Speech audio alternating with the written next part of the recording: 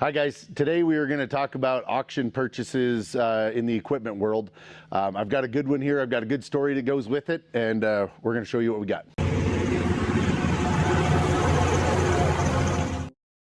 All right, so today we're going to talk to you on a little Case IH Magnum 260.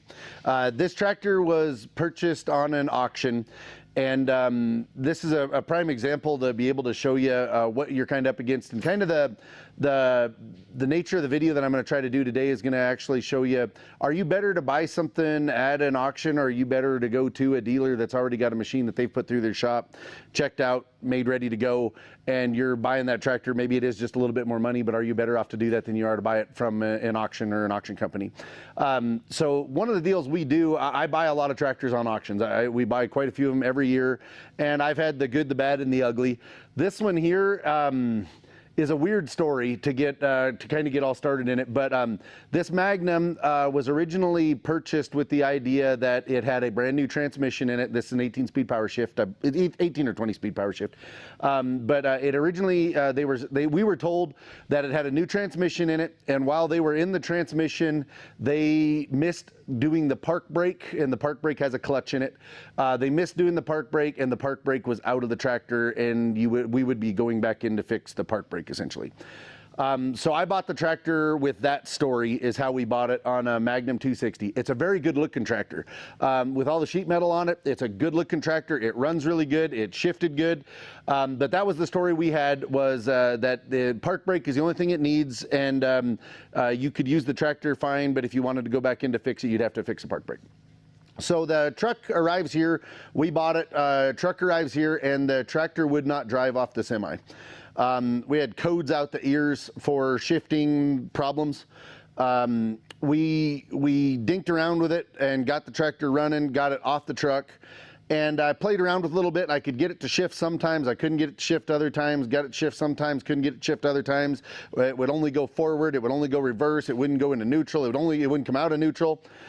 So we dug around a little bit on it, and I'll show you a picture of it. Matter of fact, we maybe should start over there, but we crawled up under the tractor, and the tractor had wiring problems. And by wiring problems, there's a ton of wires up there that go to the shift solenoids of the transmission that were just bare copper wires. So those actually sit up on top of these transmission housings. You got these solenoid valve shifters.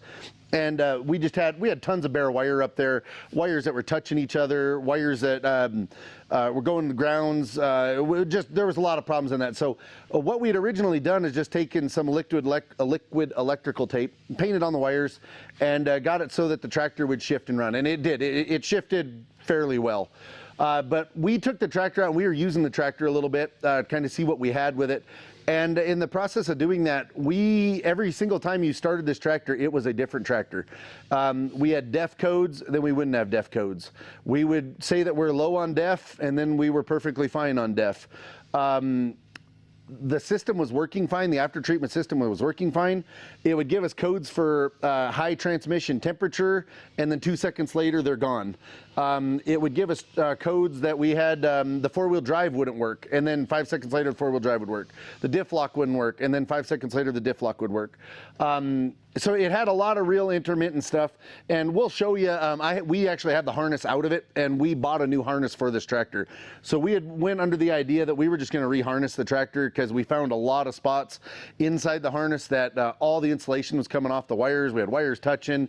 We had wires that were jumped around plugs, and it just we were going to change the harness. So we ordered a new harness for it. You can still get it for it. I had a new harness sitting here, and we were planning on putting a new harness in it, and then we were planning on splitting it to put park back in the transmission. In the meantime of all that, the tractor was out working. My dad was using the tractor, and he loses low range. Lost low range in the tractor. No real noise associated with that, but he did lose low range. So everything 7th gear and under, he lost. He was just pulling a disc and really wasn't using 7th and under anyway. He was using kind of 8th, 9th, 10th, 11th gear while he was pulling a disc. So we just ran it in high range, and he was pulling a disc and he was fine.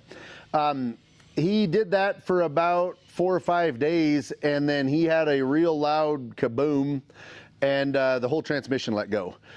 We had nothing in forward at all, so we still had no low range. We had no forward at all other than a nasty grinding noise in the transmission.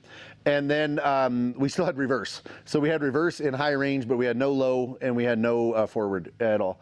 So we kind of decided there and that well, obviously we were done using it, but we were bringing it in, we're going to split it down, we'll just go ahead and fix it. So this was a little bit early on it because the tractor was bought to go out and go to work for a little bit, and then it was going to come back and get fixed later when we didn't have to do it, but now we kind of forced our hand to go and do that. So I'm going to go through with you what we found on this tractor. We got a lot of work to do on it. As you can see, she's split wide open. It's got the front gear shift housing off of it.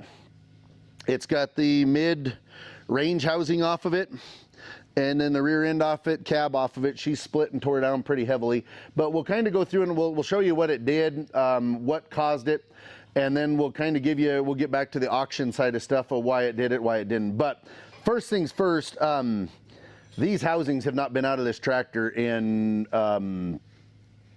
you could make the argument they've never been out of the tractor, or if they have been out of the tractor, it's been a long time. So the idea that this tractor just had a new transmission in it, 100% false. There's no way these transmissions, the range or the gear shift transmission have been, or the speed selector have been out of them. Full of dirt on top of them. Bolts have not been loosened up. Paint still on the bolts, yada yada. They have not been out of it.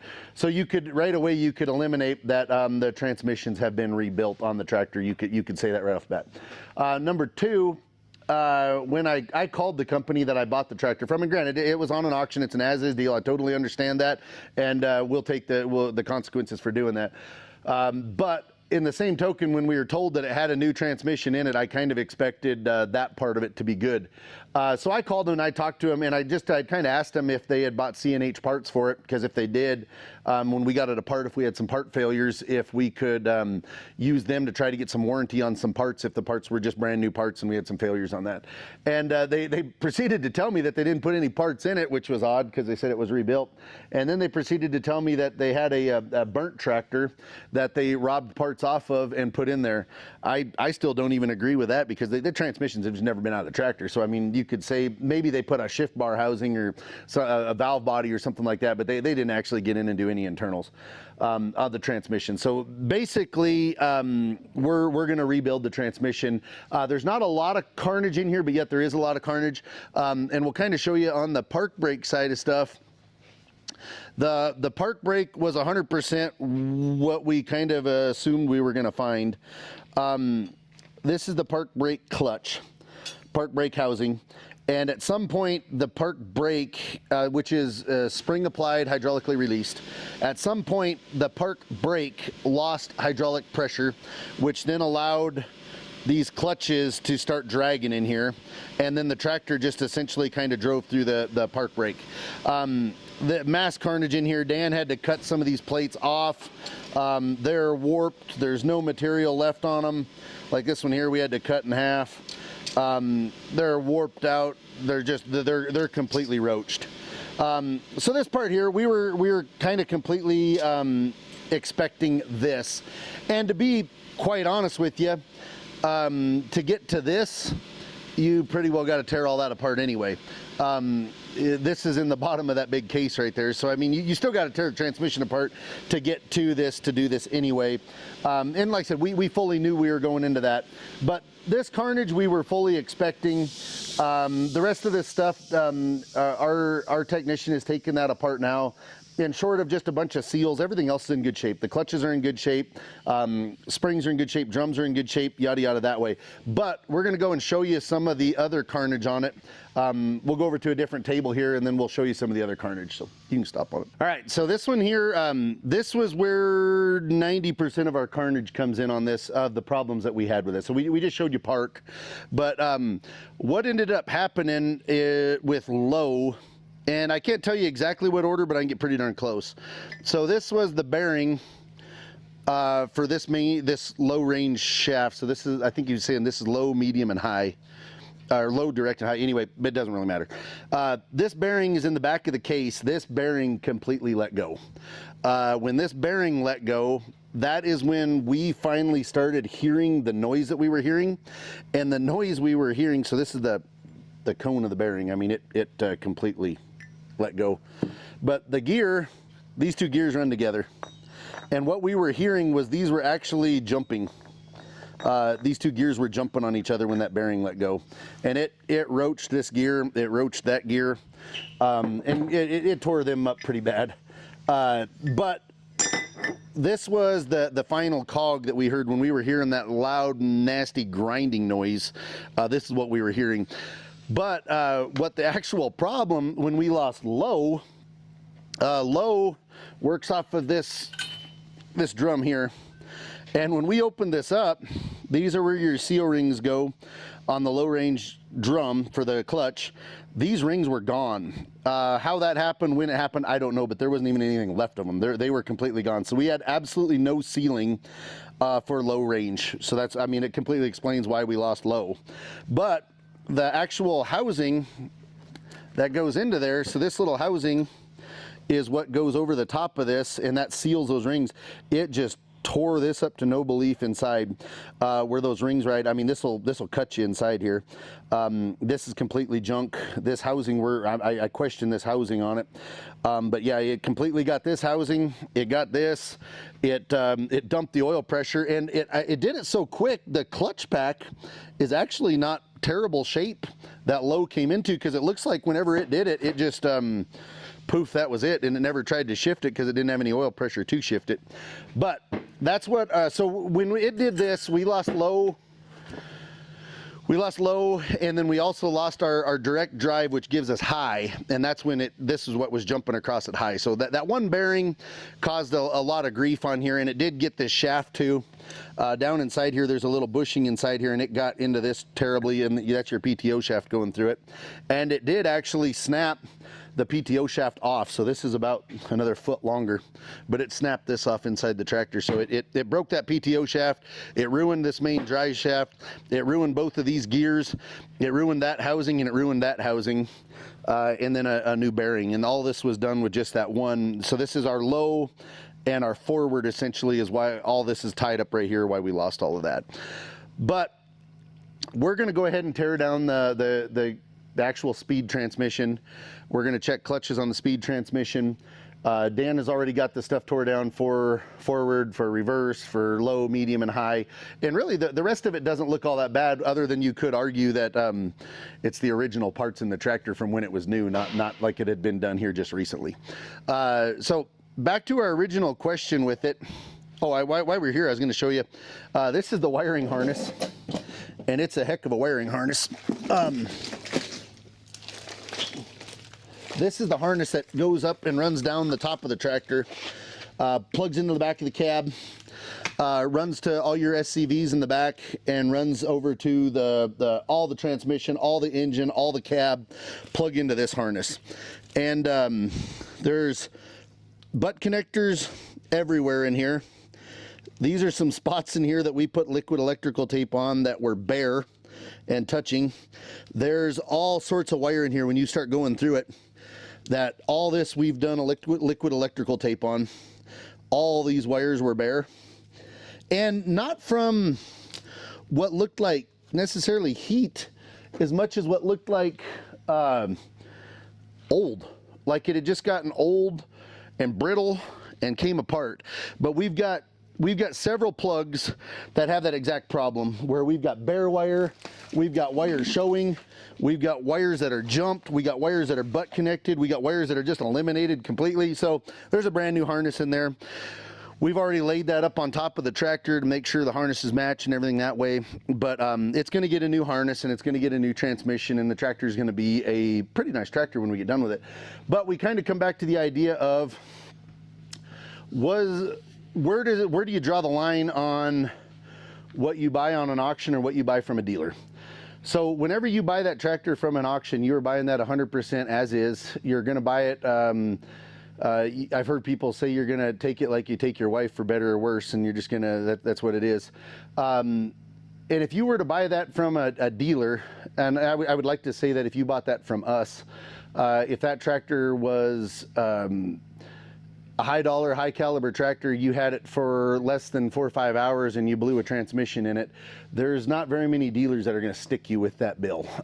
There's not very many dealers that are just going to say, oh, it was as is, it's your baby. Now, after you had it for 500 hours, maybe. But if you had the tractor a day, and she started coming apart, most dealers are gonna back that machine. So like on a Magnum like that, that tractor is probably a $70,000, $80,000, $90,000 tractor. You could have went to a dealer and you could have bought that. You could have maybe even bought that with extended warranty on it from a dealer, and then you'd be able to take that, get it fixed, get it worked on, yada yada, on down there. So now you look at it from an auction standpoint. So you go and you buy that from an auction, and then you get that tractor home and it has those type of problems with it. If you're not capable of doing that type of repair yourself, you're probably looking somewhere between 15 and 30,000 to do that repair on that tractor. I mean, it's an in-depth, there's a lot of hours in it, there's a lot of time in it. We're gonna put a lot of parts in it to get it done on there, and it'll be a really nice tractor when we get done with it. It's gonna be it's a very clean bodied tractor. It's a nice cab, good sheet metal, good paint. It's got good tires on it, it's got duals on it, but it's gonna be one that it's gonna go from being what I would consider a cheap tractor that would make a lot of money to just the tractor is it's not gonna lose money, but it's just one that is it ain't gonna make a lot of money either, because we're gonna put a lot of money in it. So back to that idea is, are you better to buy it from a dealer? Are you better to buy it from a reputable dealer or from an auction company? If you're going to buy that machine on a dealer, if you're going to go and buy it from an auction company and you're going to get on any type of the online auctions and you're going to start bidding on them, know what you're buying, know what you're doing, and like I said, you got to be ready to do that, just like you take your wife, for better or worse. And if you get that thing home and you got to put a transmission in that, it's kind of one of those where most auction companies are just going to tell you good luck, and it's yours, and you're going to do whatever you want to do. And I buy a lot of those sight unseen. I don't go look at them. I look at the pictures online. I talk to the people that had them a little bit, and then I buy them. And I get stung every once in a while, just like that one. We get stung once in a while on them. It is what it is. But like I said, on the consumer side of it, that you might not have the capability of tearing that down and fixing that transmission, tearing down and fixing it in general, and then all of a sudden you're like, oh geez, I just lost 40 grand. On a purchase that I made to try to get it out and get it going. That is a very true fact of life, and we see it all the time on this type of stuff. These littler tractors, where there's not a lot of markup in them tractors at all anyway, and guys go and they buy it on an auction and they pay what I would consider almost a retail number for the tractor. They get it home and then they find out they've got $2,000, $4,000, $5,000, $8,000 worth of repair work that needs done on it. And then the comment usually gets made is, oh well, the dealer had one for $1,000 more than I paid for that would have had full warranty on it, and they would have stood behind it, and on that way. So just something to give you an idea of, give you something to think about whenever you're on the auction sites bidding on a tractor, farm equipment in general. Make sure you're capable of doing that. Make sure you're able to fix it. And then also, you might give your local dealer a shot at that. Give them a shot to ask them, like, hey, I'm looking, there's a planter, there's a tractor, there's a skid steer on an auction coming up I'm looking at. Do you got anything that'll go against that? And what kind of price would you be, and how will you stand behind that? Is it something that's going to come with warranty, no warranty? Is it something that's been through your shop? Did you put a new transmission in it? Yada, yada, yada. Can they prove they put a transmission in it? Do they have paperwork on that? And so on and so forth down the line that way. But guys, this is a good one to just show you. Like I said, that's a Magnum 260. Tore down, Case IH Magnum 260, but it's kind of a neat little project to see. A lot of people don't get to see that transmission laying out on the ground and see all the parts out of it and see what it's inside of it and how it works. But if you like the content that we make, guys, make sure to subscribe to our channel. You subscribe to that helps us make more content for you. We'd love to hear from you. Leave us a comment. Let us know if you've had a problem like that. If you've got stung by the auction bug on that, and just let us know. We'd love to hear from you, and we'd respond to the comments if we can. But subscribe to our channel, leave us a comment, and we'll see you next time. Thank you.